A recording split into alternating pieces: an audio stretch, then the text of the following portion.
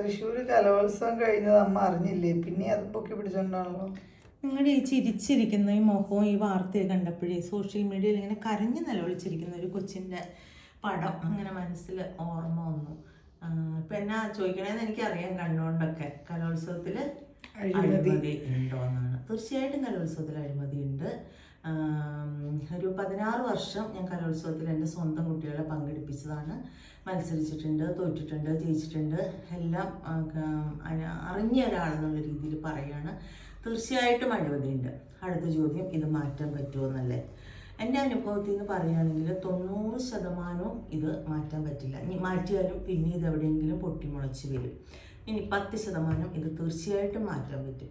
ഇത് മാറ്റാൻ പറ്റുന്ന ഒരു വിഭാഗമുണ്ട്. അവർ നല്ല ആയിട്ട് ജോലിയുണ്ട്. അത് അവർക്ക് മനസ്സിലായി, അവരത് മുൻകൈയിട്ടെടുത്താൽ ഇത് തീർച്ചയായിട്ടും മാറ്റാൻ പറ്റും. അതൊരിക്കലും നൃത്ത അധ്യാപകരോ രക്ഷിതാക്കളോ അല്ല. അത് വേറൊരു ഇതിൻ്റെ അകത്ത് തന്നെയുള്ളൊരു വിഭാഗത്തിന് ഇത് പരിപൂർണമായിട്ട് തുടച്ചു മാറ്റാൻ പറ്റും. അതാരാണെന്ന് ഇന്ന് പറയില്ല, നാളെ പറയും.